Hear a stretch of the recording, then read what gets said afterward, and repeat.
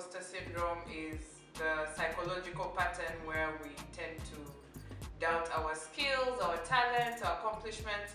So ngatuvude muluzungu, basically, imposter syndrome is your mind telling you ain't shit when you're shit. And I feel like a lot of us need to hear this, but not all your thoughts are true. Okay?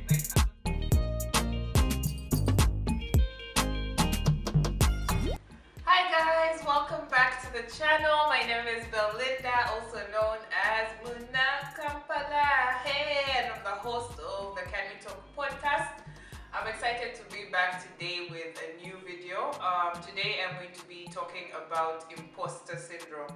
So recently on the podcast, we had a conversation with Jarvin and Esther about imposter syndrome. If you're new here, by the way, go check out the podcast. The audio podcast has conversations with different people on different topics, a lot of different views on there, very interesting conversations. So check that out. I will put it in the description box below. But yeah, we were talking about imposter syndrome on the last episode. And for those who don't know, imposter syndrome is the psychological pattern where we tend to doubt our skills, our talents, our accomplishments. So ngatuvude muluzungu, basically, imposter syndrome is your mind telling you ain't shit when you're shit. That's what imposter syndrome is, yeah? And it affects the best of us. Even Meryl Streep has talked about having imposter syndrome. Lady Gaga, even celebrities, they're some days they wake up and they're like, am I really like this cool? Am I supposed to really be doing this? So on the episode with Jarvin and Esther, we talked about imposter syndrome in from a man's perspective as well as from a woman's perspective. We talked about it in different industries, from the tech industry and how it comes up in there.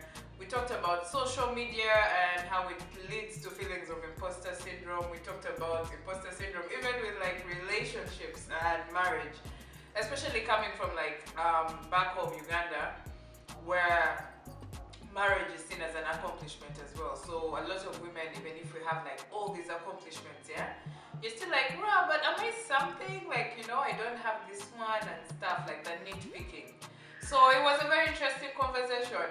And today I'm just here to talk about how I deal with my imposter syndrome, because even me, hey, one day you see me here talking, imposter syndrome is there, So the first thing I will say for me is acceptance. I feel when we have negative feelings and we're trying to deal with negative feelings, the first thing that you always do is someone will tell you, no, think positive. We immediately try to do away with it. But I think for me, I'm learning that it's very important to accept, hey, it's real when the sleeves go up. By the way, have you seen my shit? Have you seen my jumper? Hey, can we talk? Yeah, what was I saying? Oh yeah, I was saying acceptance. So one of the things I'm learning is, even with negative emotions, for example, feelings of inadequacy right now, we're talking about with imposter syndrome. I think it's important to sit with it and accept that, I'm really feeling this way about me. And then from that place, I always, it's easier for you to try and think about why you're feeling that way, as opposed to just bypassing the emotion completely. And you're it doesn't want, it's not there. I'm not feeling inadequate. It's there. So I stop and ask myself in those moments, why do I feel this way?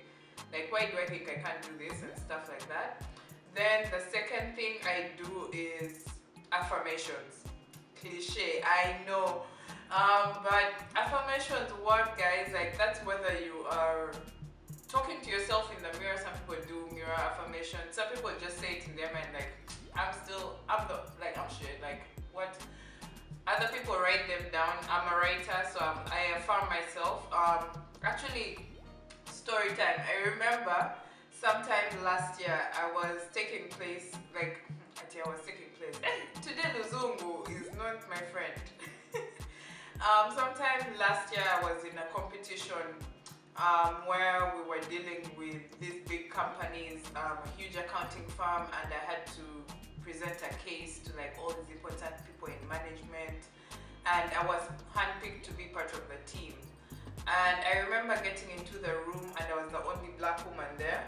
And as much as I'm very confident within like my skills and my capabilities and stuff all the way till that moment, I started feeling like, am I really supposed to be in this room? Like, I'm not even lying.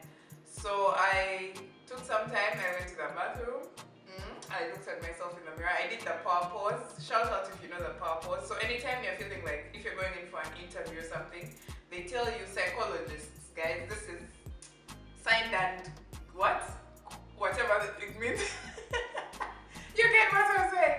They tell you to do the power pause, like, apparently it does overword to your brain and it makes you feel more powerful or something like that. So I remember I went and did the power pose and I just told myself, like, Belinda, you should be here, and you know, like, you deserve to be here, you're capable and things like that. And it really helped. Like, just in that moment I went back out, I killed that case presentation, and yeah, affirmations work. So affirmations are a good way as well. And then the third thing that I do is I just concentrate on just doing. Like, just do, even when the thoughts are there. So again, I already accepted them, I've done affirmations and stuff. You have to keep the action going regardless of how you're feeling. With my podcast, for example, I felt like I feel a lot of imposter syndrome around it. I feel like a lot of imposter feelings arise with it because, like, I'm not even like a podcaster. Like, I didn't go to study for this, or I didn't study media and things like that. But I just concentrate on putting out content. I'm just like, you know what? This is what I can do right now. Like, even with the thoughts there, I put out with the week. You're like, okay, episode, social media, what? Like, you just concentrate on doing it, and I still try to have fun with it because I always try to remember, like, what is my motivation? So for example, if you're at work and feelings of imposter syndrome are coming up for you at work, concentrate on just doing a good job at what you're there to do, yeah? Like, concentrate on that and just do, as opposed to reaching a point where now your thoughts have completely stopped you from actually doing what you're doing, and now it's like a lose-lose situation. So yeah, I just do. And then the fourth tip is comparison.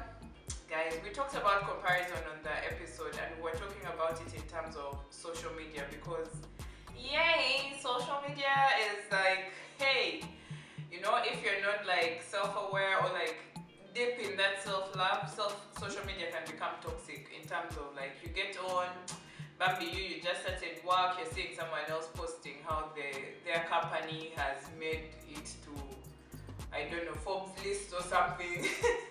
Like, so there's also social media and comparison, even between your friends or something.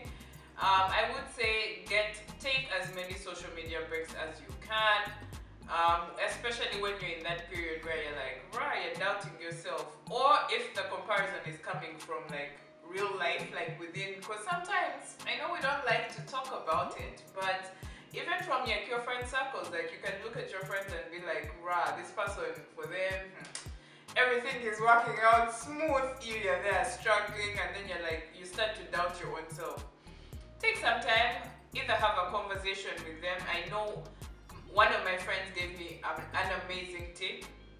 When that comes up, she said that she likes to talk to people who see her in a different light, and that has worked for me as well. So you can talk to, like, you know, maybe you call up your mother. Like, your mom will always tell you, you're the best, mama, you're doing well, or something. Like, pick out those people who see you in a different light and talk to them like a bit more in those times or something. And the last and final tip that I would give on how I deal with my imposter syndrome, and this one is therapist approved, is you look at the thought versus the evidence. So a lot of times our mind has like a constant stream of thoughts, especially if you're not meditating and getting your breath work and stuff. And I feel like a lot of us need to hear this, but not all your thoughts are true. Okay? Like, a lot of us need to hear that. Sometimes thoughts are just that, they're thoughts. And when these feelings of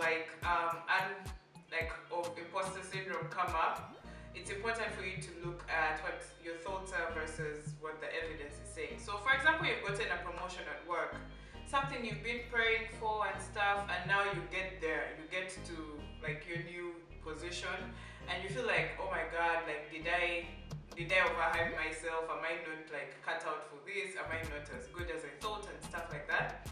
The evidence to counter that thought is the fact that you got the promotion. So it means your work is good enough. You have the skills, you have the ability.